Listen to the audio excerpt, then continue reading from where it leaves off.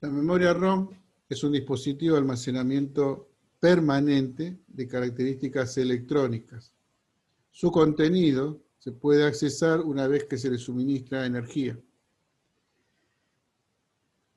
Básicamente, dentro de una arquitectura de computadora de escritorio, la memoria principal ROM contiene parámetros e instrucciones que se necesitan frecuentemente en el arranque de la misma. A su vez tiene un sistema básico que controla el flujo de las comunicaciones de entrada-salida. O sea, de alguna manera su fabricante, ¿de quién? De la placa madre, describe su funcionamiento y timing en términos de imperativos que incrusta dentro de esa memoria y yo puedo accesarlas a través del conocimiento del tipo de interrupción que tiene. Y usaré una interrupción, o sea, desde el programa, igual que las que le mostré, usaré un int algo. ¿Sí? Yo no quiero mentirle, ¿no? Hace mucho yo no soy de usar, o no era de usar, las del BIOS, ¿no? Mal llamado Sistema Básico de Entrada-Salida. Yo creo que la 13H era una de esas, que no era del sistema operativo, sino del BIOS. Entonces yo me fijo qué hace lo que tiene disponible esa ROM y las puedo accesar.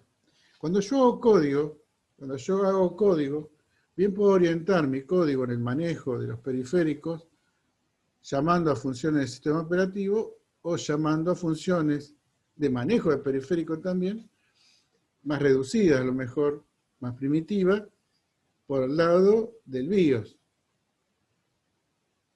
¿Qué ventajas tiene hacerlo orientado al sistema operativo? ¿Y qué desventajas tiene?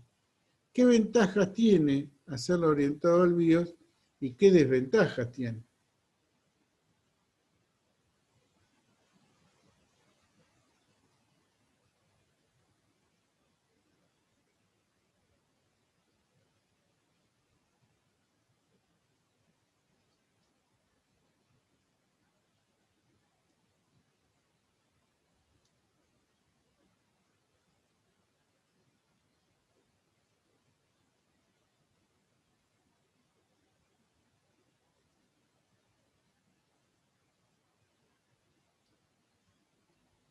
Vamos viendo un poco el slide, ¿no? O sea, la misión del software es hacer que un ordenador funcione. Esto es bien gaita, ¿no? O sea, conseguir que un ordenador funcione y se mantenga funcionando es mucho más fácil si parte del software. Y si esto está permanentemente creado desde el ordenador, y esto es lo que son los programas de ROM. Esa es una memoria permanente grabada en los chips de ROM, de la circuitería, del ordenador, que no puede ser alterada, borrada o perdida. Vamos para atrás.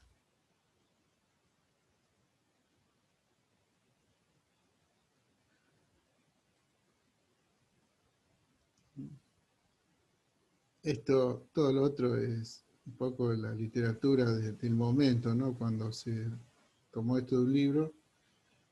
Y también la forma en que se descriptiva en los primeros libros técnicos era bastante pictórica, ¿no? Los cimientos, qué sé yo, la base de todo, digamos, cómo arranca la máquina que no necesariamente tiene que comportarse después de la misma manera, ¿no? Bien, estos eran los elementos básicos que tenía una PC de escritorio, de la cual nosotros, como no compramos la original, no compramos la IBM PC, porque hasta en eso éramos más pobres, nos quedamos con la rutina de arranque, el BIOS, nunca vimos el BASIC del ROM, ni tampoco teníamos extensiones en ROM, salvo las placas que íbamos comprando con posterioridad, como era la de audio, la de video, la de modem, así que todo eran accesorios, extensiones, ¿no? Cada una venía con su ROM chiquita, que describía al menos el funcionamiento de esa tarjeta. Tenía un procesador dedicado, para hacer esas tareas solamente, y tenían una suerte de RAM para almacenar los datos temporales. Eso, en general, lo comprábamos nosotros, no formaba parte del kit original. La PC de escritorio que nosotros compramos era clonada. No puedo decir que era muy trucha, era re trucha, en el sentido que muchas partes que la constituían eran ensambladas acá, y no es por desmerecer, pero no por robots, ni por técnicos, ni por ingenieros, no, eran ensambladas por chicos de la escuela. Eso yo tuve la oportunidad de ver porque en ese momento vendía, entonces iba a los negocios grandes que había en Buenos Aires y que aparecían en los diarios, y uno decía, wow, acá está el sueño tecnológico, ¿no? El Sapporo japonés está ahí. Y uno cuando veía eso le daba hasta vergüenza decir que eran buenas las máquinas, ¿no? Pero había que vivir, ¿no? Y esa gente no se les caía la cara si cuando vendía una máquina al día siguiente, el que había comprado les tiraba la bronca, le decía esto no anda, lo quería boxear y el tipo ningún problema. Le daba otra máquina en reemplazo de la que se había llevado. ¿Por qué? Porque mucho de ese equipamiento se compraba por bulto, se ensamblaba acá y se andaba, y si no andaba, no andaba. Por eso era ultra barato y si alguien se quejaba, se lo podía cambiar y se seguía ganando muchísimo dinero. ¿Sí? Esta no certificaba nada, acá era todo por demanda. Y nada, y era incluso yo lo que hablo, no es por bolacero, sino que eran empresas que publicaban en los diarios, ¿no? O sea, somos los mejores de los mejores, ¿no? Y cuando uno veía las condiciones en las cuales se ensamblaban, la verdad creo que cualquiera de nosotros, sin saber demasiado, podría llegar a tener éxito ensamblando una máquina. Esa fue un poco lo que duró más de 10 años, en el cual las máquinas eran súper incompatibles por las porciones con las cuales estaban constituidas, inestables, y hacían que el sistema operativo funcionara bien, más o menos, a veces. Y si a eso le sumamos que las aplicaciones en general usadas acá eran truchas, no sabíamos si el problema era el hardware, era el sistema operativo o era el lenguaje. Y en el vamos estábamos nosotros tratando de que eso funcione. Y eso, que parece un cuento, le hace muy mal al comportamiento como país. Porque gran parte de la gente que ha recibido formación pasa su tiempo asistiendo a una máquina que no funciona. En el Vamos nosotros hemos ganado dinero customizando, reparando, instalando. Pero si uno dedica mucho tiempo a esa tarea para que el dispositivo funcione, el tiempo no es algo que yo pueda acumularlo y gastarlo cuando a mí me da la gana, sino que es algo que se pierde. Y si yo de las 24 horas que trae el día, 15 horas me la paso reparando cosas, otras 8 usaré entre dormirme y bañar, y lo que queda para comer,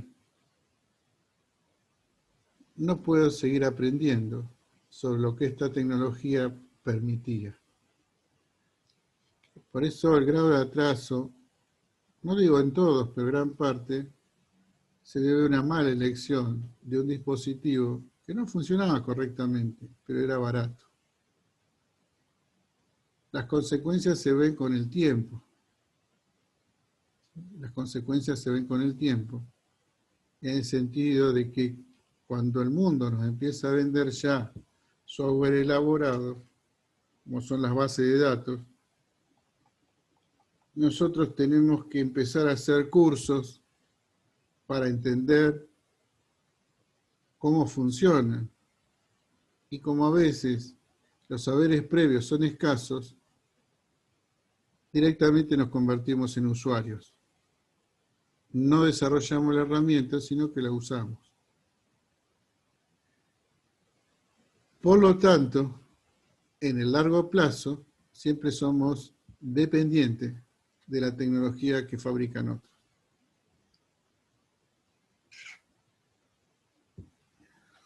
Entonces, esto, que parece un cuento, es un cuento de terror. E hizo que nuestro país le perdiera el trencito al desarrollo de software de base, de aplicaciones de desarrollo, o sea, de lenguajes.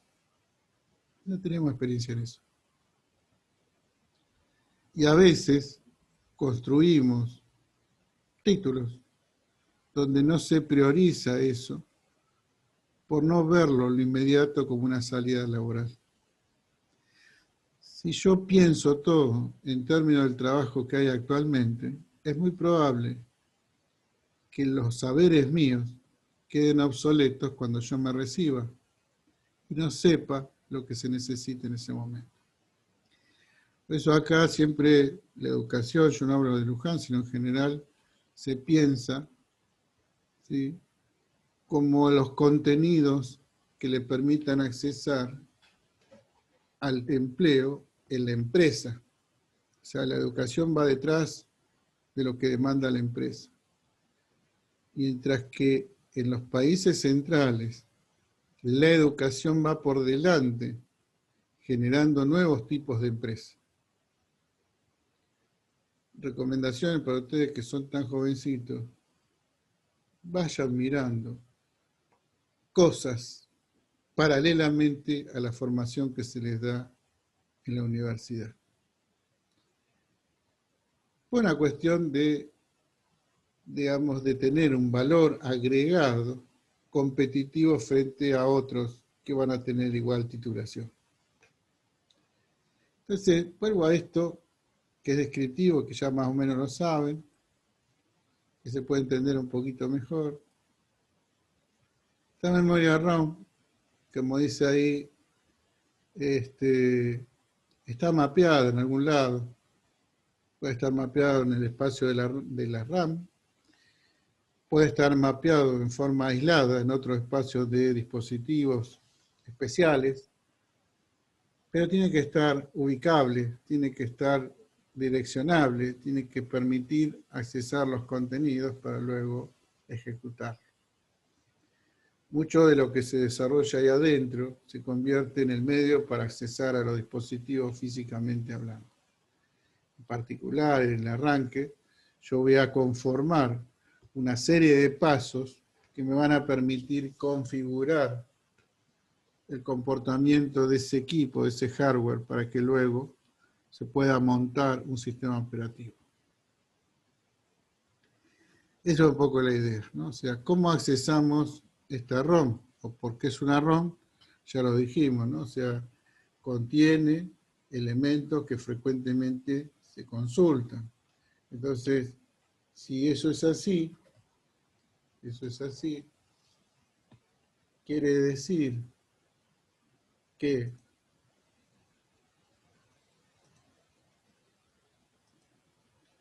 yo tengo la posibilidad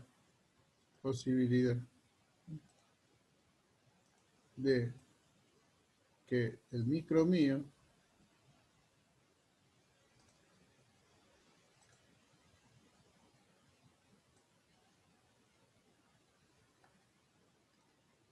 este sería el bus, ¿no? Esa mega, como es, flecha, sería el bus.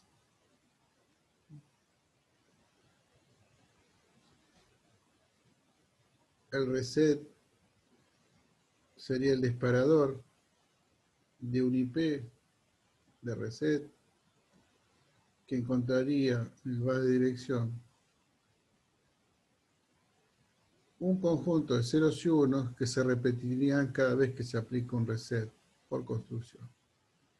Si yo en eso que comparto con un montón de elementos, y el bus está compuesto por un montón de elementos, acá cuelgan la RAM, la ROM, de video. Bueno, un teclado.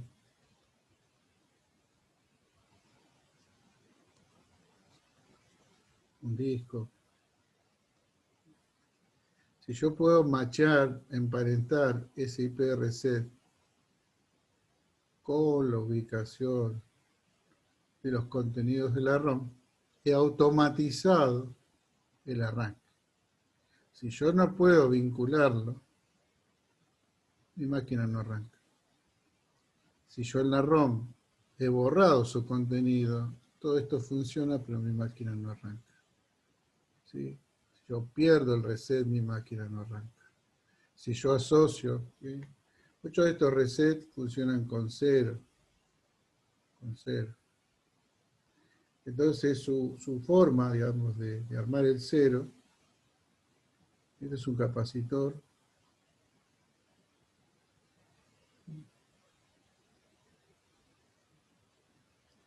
Este es un interruptor.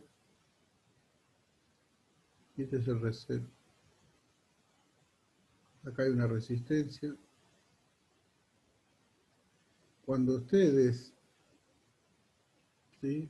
Cuando ustedes pegan la llave de energía, se supone que acá no consume energía, pero en ese transitorio, este capacitor se convierte en un cable, un cortocircuito. Quiere decir que si acá hay cero, en el extremo hay cero, y se produce el reset. Sí, sí. Vamos a ver esto.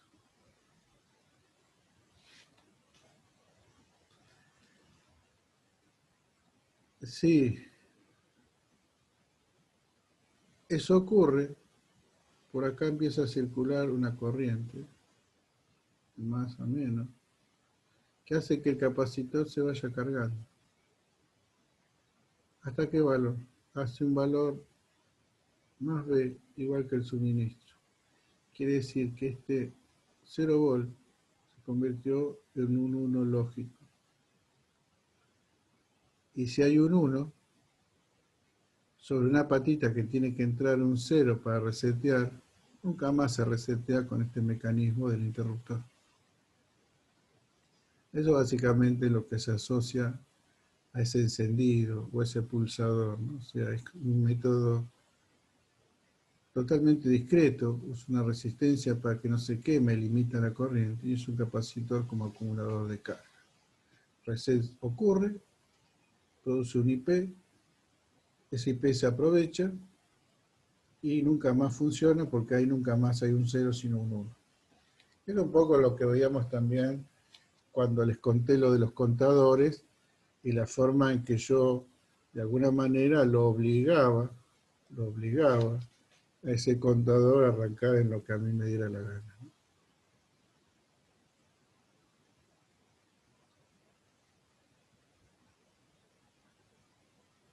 Entonces yo reseteo, convierto esa acción externa asincrónica en una dirección que viaja por el bus, la emparento con la ROM y si en la ROM hay una rutina de arranque, la cosa arranca. Y si no hay nada, no hay nada. Y si la rutina, por ejemplo, eso lo veía hace mucho tiempo, es una colección de instrucciones, no sé, F sería un valor inicial, yo logro ponerle 2 ceros acá, su ROM está bien, pero no arranca jamás, 0, 0 no es nada. Quedan un poco, creo haberlo contado, como la ROM viene en flash, y la flash viene habilitada por default, quiere decir que cualquiera que pueda llegar a esa dirección, ¿qué puede hacer?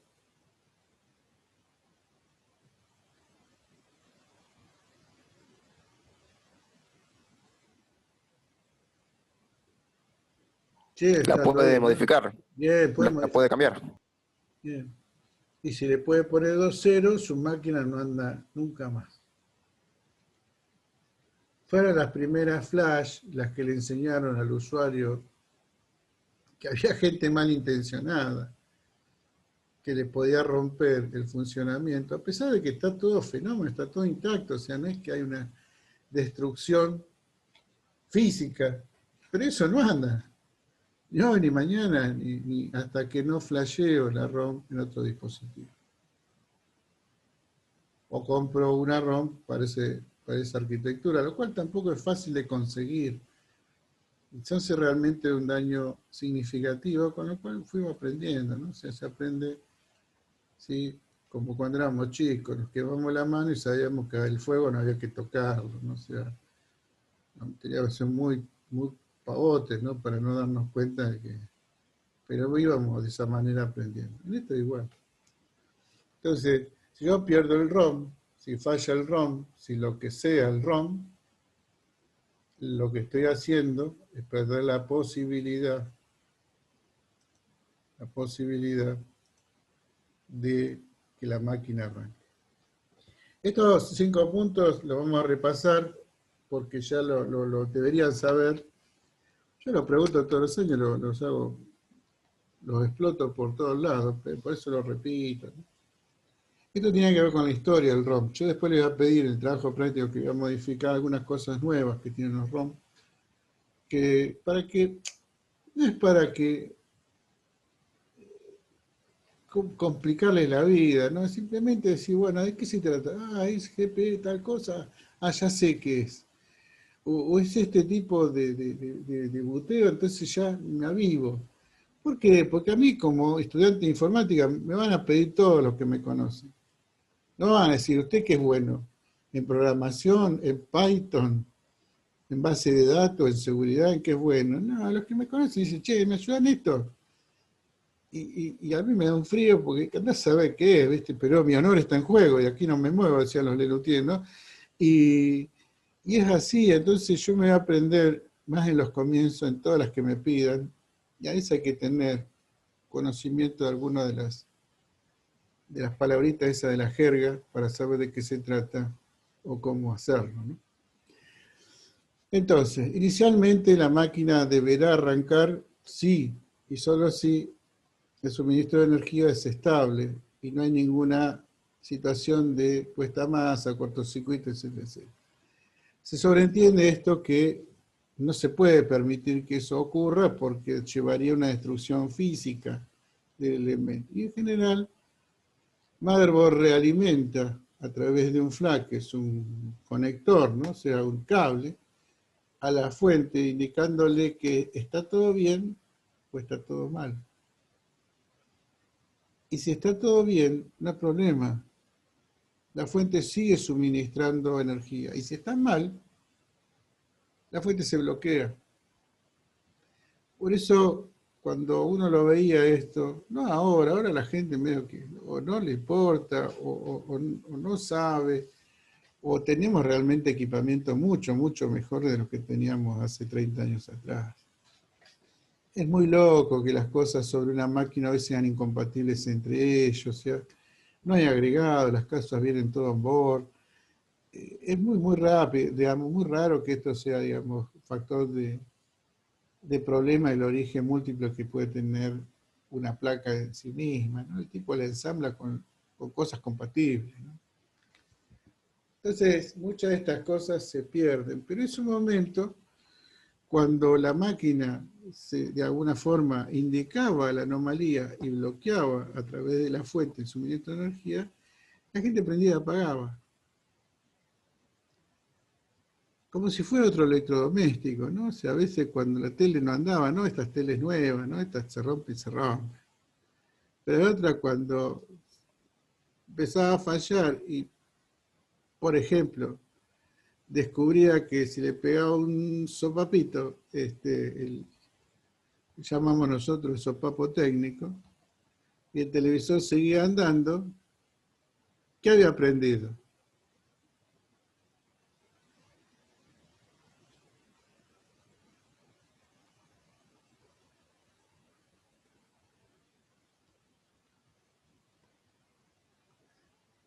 ¿Qué que había aprendido a pegarle a la caja, como dice ahí Lautaro, ¿no? Entonces, y si fallaba, le pegaba un poquito más fuerte.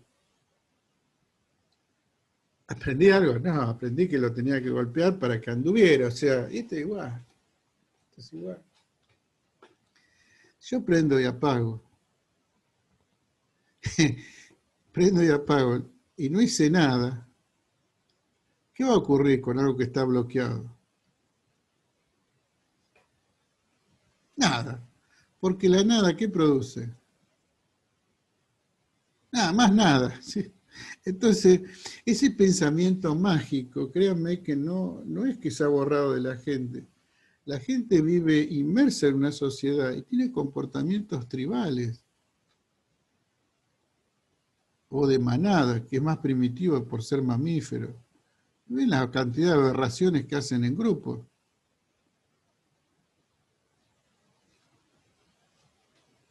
¿Me entienden? O sea, y de esa disputa entre la continua evolución de la tecnología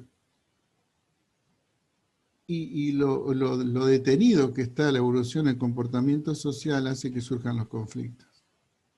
No me crean a mí, mírenlo, ustedes son analistas, miren lo que hacen las personas. Miren si esta sociedad es mejor que la que ocurrió hace 10 años. Mírenla, analicen. ¿Sí? Ese es su futuro cliente, el otro, el que no es del sistema. Entonces, si yo no hago nada en ese test de fiabilidad que tiene que ver con el post,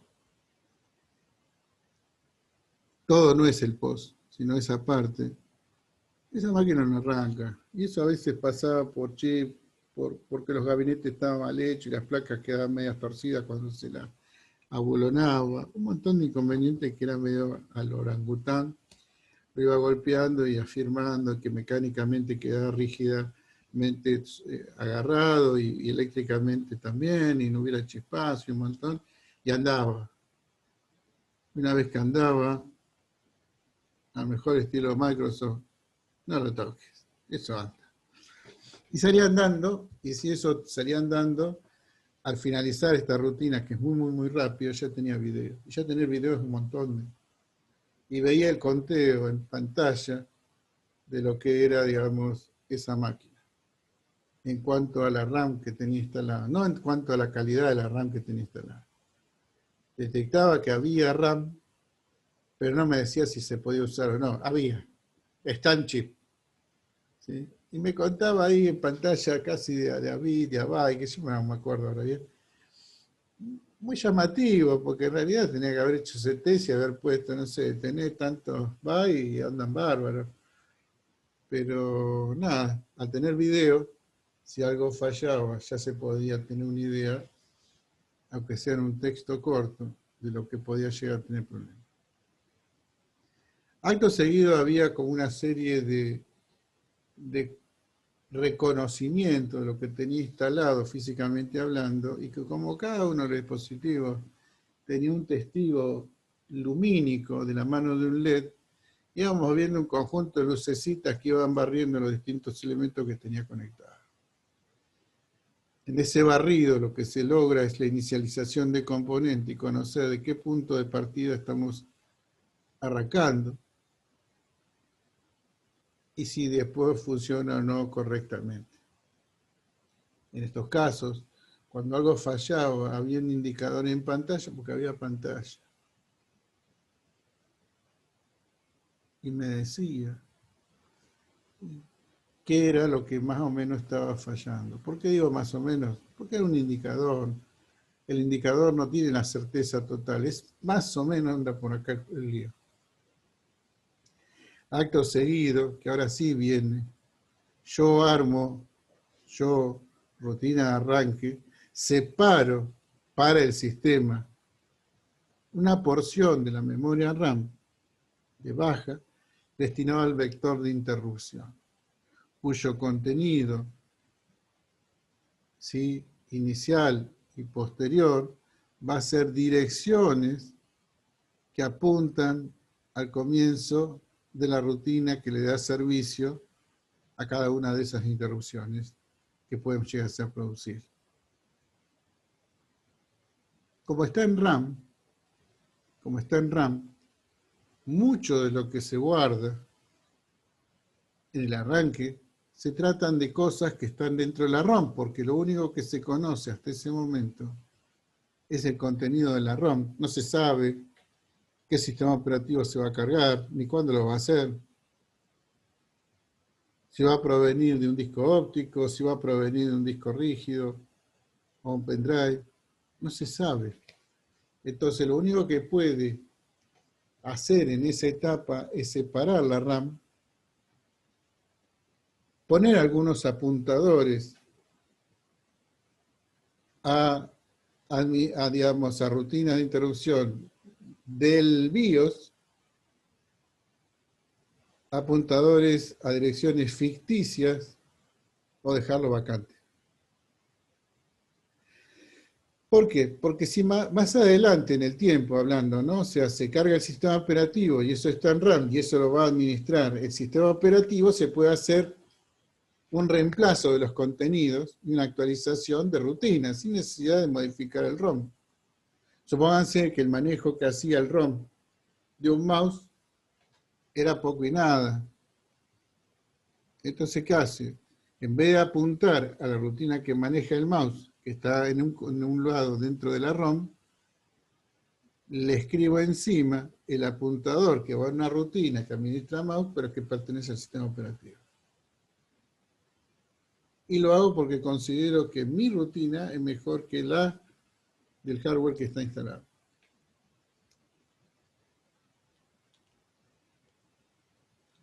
Luego lo que ahí aparece como equipo adicional se refiere a la declaración de todo lo que era fuera del estándar de la época. ¿Sí? En los momentos se notaba mucho, hoy casi no se nota, pues todo muy plug and play. El hardware es capaz de autoidentificarse y el otro hardware, que es el anfitrión, junto con el sistema, es capaz de detectarlo, de sumarle los requerimientos que hagan falta para que funcione y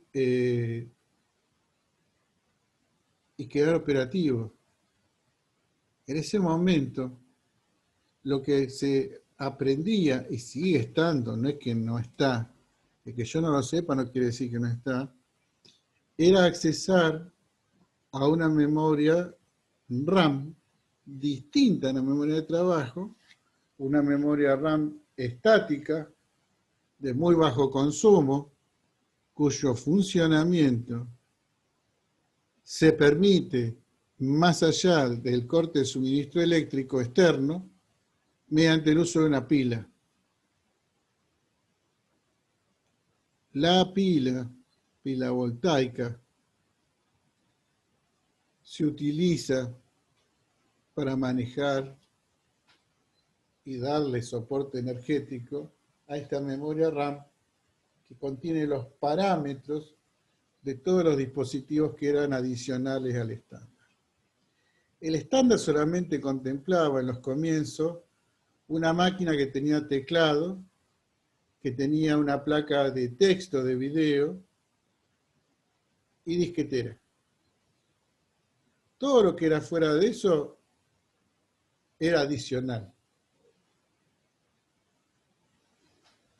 Hoy es impensable tener una máquina sin disco rígido, por más pequeño que sea, sin VGA, sin modo gráfico en el video, sin mouse. Sin mouse, ¿sí? Y obviamente los parámetros de los discos había que cargarlos manualmente. Y si me equivocaba y el disco era medio frágil, se rompía. Parámetros como la cantidad de cilindros, sectores, caras, eran voluntariamente cargados. Y si no se lo cargaba, no detectaba el disco. Hoy la mayoría de los arranques tienen un autodetect y no me permiten ya modificar los parámetros. esta etapa que yo nombro ahí como el equipo adicional, en un arranque normal, lo que se hace es tomar los parámetros de esa memoria estática de tecnología MOS y compararlo con lo que realmente está conectado. Y si machea, sigue adelante. Y si hay una diferencia, me manda un mensaje por pantalla. ¿Qué es ese mensaje que en la actualidad, para todas las máquinas que andan dando vueltas, lo único que veo es que pierde parámetros, pierde la hora, pierde un montón de cosas? Quiere decir que la pila se agotó y ya no puede conservar los parámetros que antes conservaba. Eso es muy común en las notebooks.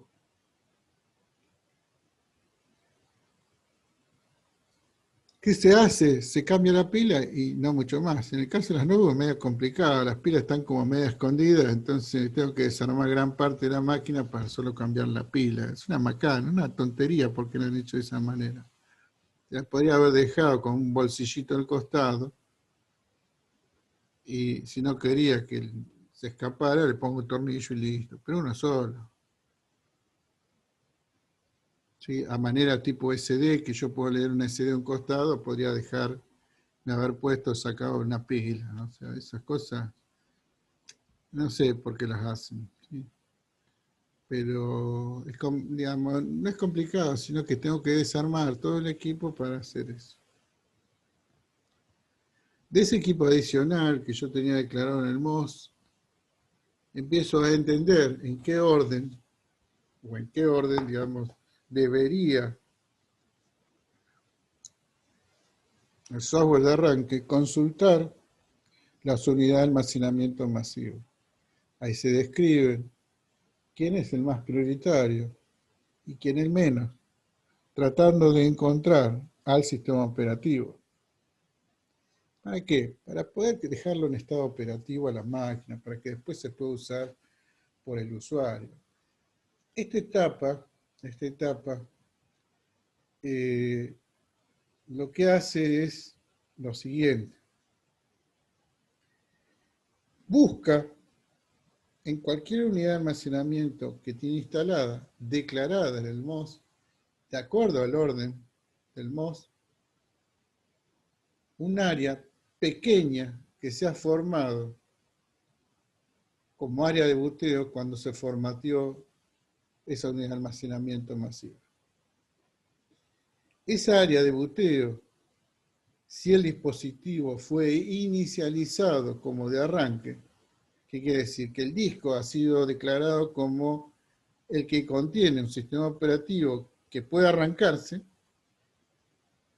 Entonces, si ha sido inicializado como de arranque, en esa porción del disco tan pequeña, contiene una rutina chiquita, chiquita, chiquita, no tiene el sistema operativo, que se va a encargar de cargar parte del núcleo del sistema operativo. Va a ser el encargado de consultar cómo recuperar de un sistema de archivo las porciones que forman parte del núcleo, leerlas en disco, ponerlas en memoria y luego pasarle la ejecución a ese núcleo del sistema operativo. Fíjense que en todas estas rutinas que están encadenadas, en la cual si no se puede ejecutar el eslabón de esa cadena, me aborta y queda planchado ahí el arranque. De un conjunto a otro conjunto, lo que estoy haciendo es un paso, una bifurcación a través de IP, o sea, paso al otro. Y eso, como es, reemplazo el IP que tenía en este momento por uno nuevo, ¿sí? Y voy llamando a distintos módulos que forman parte de ese comienzo, de ese arranque de mi máquina. En esta área de boteo puedo encontrar un programa de carga en absoluto, quiere decir en lenguaje de máquina, o un mensaje de error, porque a lo mejor sí, lo formatearon, pero no es de arranque. Entonces no dispusieron internamente un programa de carga. créame que es así. Hoy, digamos, eso también se ha perdido porque, porque tiene un pendrive, porque no necesito fabricarme otra unidad de almacenamiento, ¿sí?, masivo más su sistema de archivo, sino que hoy, digamos, tengo la posibilidad de utilizar elementos que se autodetectan, que se nos incorpora bajo una estructura preexistente del sistema de archivo, y para mí es totalmente transparente. Salvo que yo tenga que instalar de cero una máquina, entonces capaz que me tomo el tiempo para saber qué tipo de modo de arranque quiero o qué formato quiero en esa pequeña porción de buteo que voy a declarar para el disco que va a contener el sistema operativo. Y créanme que el mayor valor agregado que tiene el disco. Es ágil, es barato, es grande y me da un software que hace de mi máquina un electrodoméstico fácil de utilizar. Toda esta secuencia, ¿sí?, ha ido modificándose, que es un poco lo que yo les voy a pedir que vayan cambiando. No sé qué hizo Franco, explotó. Se durmió del todo y se pegó la cabeza contra el teclado. Pero, digamos, la última parte que busca el área de buteo, eso no ha cambiado. La última parte que tiene que ver con el vector de interrupción no ha cambiado, ¿sí? Puede cambiar la inicialización de componentes, ¿sí? Puede cambiar lo que consulta en el MOS, porque hay mucho que ya está en ROM. Se me descontroló el teclado. Pasa, hasta ahora ya. Pero gran parte de esto se sigue sosteniendo porque es necesario tenerlo. Porque es necesario tenerlo disponible para que luego la máquina pueda encontrar en un lugar determinado, en un directorio determinado, en un cilindro determinado, el comienzo del sistema operativo. Acá después, mírenlo, léanlo, o sea, el archivo está ahí dando vuelta, lo pueden volver a usar, es básicamente lo que les he contado yo.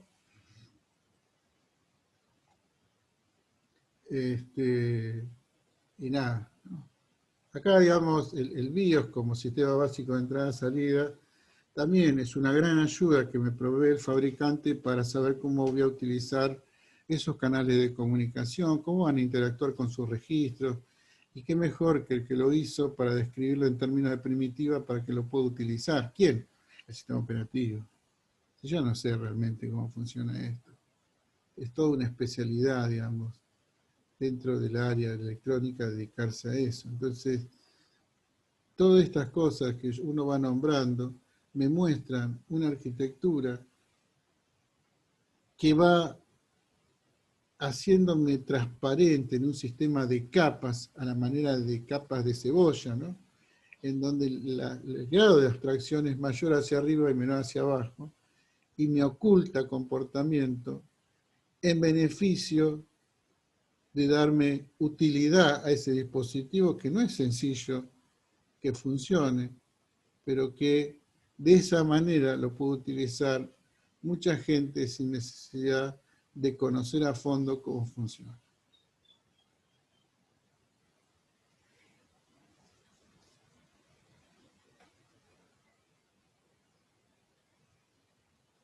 Esto está bueno, ¿no? O sea, cuando uno dice programa el ROM, pero el ROM se copia en RAM para su ejecución. Si no, parecía que yo voy a la ROM, instrucción a instrucción, no. Se va a un lugar y se copia, ¿no? O sea, acuérdense de cuando le hablaba de Shadowrun y eso, ¿no? O sea, una forma de copiar en posiciones dedicadas gran parte de las rutinas del BIOS. Esto leanlo bien, nuevamente, porque ahora sí le van a cobrar sentido, han visto interrupciones, por qué este devuelve esos apuntadores, o por qué, digamos, sin esto, todo lo otro sería lento, ¿no? O sea, el vector de interrupción, a mi ver, es el índice de la máquina que le permite descubrir rápidamente el dato que necesita para ejecutar, para llamar al servicio y encontrarlo, ¿no? O sea, sin él realmente se complicaría la cuestión. No es que sería imposible, pero sería más lenta. ¿Sí? O sea, ahí hay un montón de cosas en el sentido de cómo se manejan dispositivos que frecuentemente tengo a través del concepto de interrupción.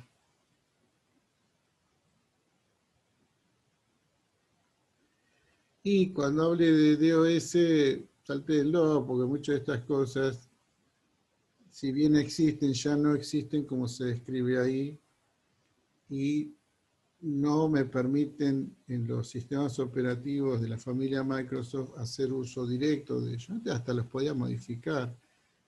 Siempre que no rompiera nada, podía cambiarle el nombre, ¿no? Ahí cuenta un poco, cosa que esto es muy probable que llegue a parar dentro del BIOS, gran parte del BIOS, forma parte de lo que yo llamé acá núcleo del sistema operativo, ¿no? O sea, el área de buteo con su programa en absoluto buscaba un IO y ese IO lo copiaba en RAM y listo, que se ejecuta. Y ese era el encargado de traer a la MS-DOS y al Command Com. El MS-DOS es el sistema de archivos propiamente dicho, y iba a administrar ese disco, y el Command Com era como la interfaz amigable que interpretaba los comandos.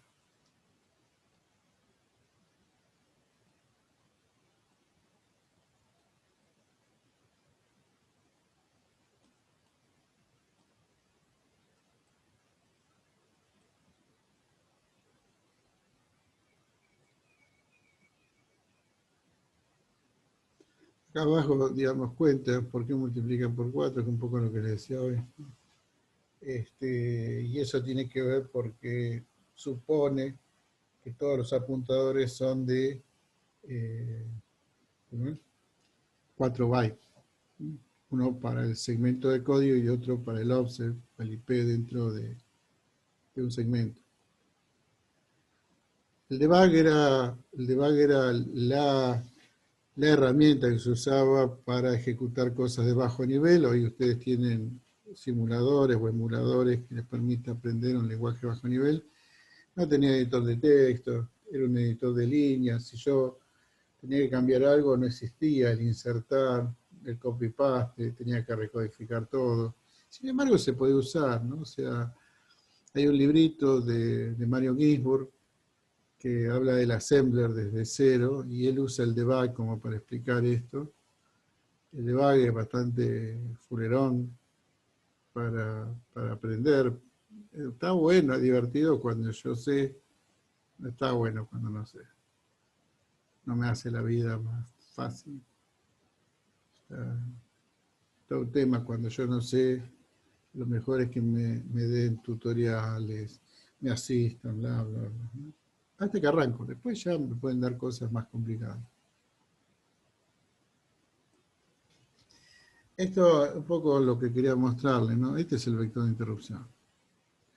Este es una colección de direcciones que van llamando a toda esta suerte de elementos que aparecen acá.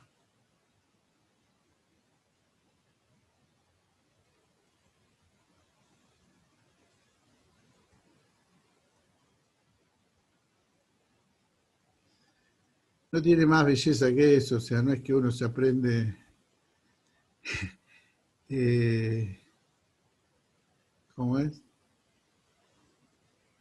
No se aprende esto de memoria, ¿no? O sea, el vector de interrupción tiene sentido aprendérselo para los que desarrollan sistemas operativos. Para nosotros, que tratamos de enseñar un poquito de la assembler, tiene sentido manejar alguna interrupción de sistema operativo que me permita manipular alguno de los dispositivos sin hacer daño, ¿no? Teclado, pantalla, ¿no? ¿Podría usar discos? Sí, podría usar discos. A veces la gente tiene miedo, entonces capaz que la máquina ni siquiera es del fulano, entonces le termina rompiendo la máquina al padre, al hermano, yo qué sé. Entonces, para evitar cualquier cosa, pues la idea es que ustedes aprendan con disco, perdón, con disco no, con teclado y pantalla sobra para entender qué es el concepto de interrupción. Y tiene que ver con la buena programación, ¿no? Hasta ahora los primeros programitas que hacen, que son programitas chiquitos, de assembler son mudos, haga esto, haga aquello, o sea, no permiten hacer otra cosa, ¿no? Me pregunta ahí, ¿dónde está esto? Esto está en coso, como temas, lo dejé, ya no lo puse en cartelera. Como me han pedido que dejara las cosas dentro de la plataforma, voy tratando de que por lo menos en la plataforma me quede el apuntador al drive y de ahí lo puedan bajar, ¿no? El lugar que tiene la plataforma es muy chiquito. Y lo que han conseguido como espacio en la nube sigue siendo chiquito, o sea, por eso ni siquiera me he tomado el trabajo de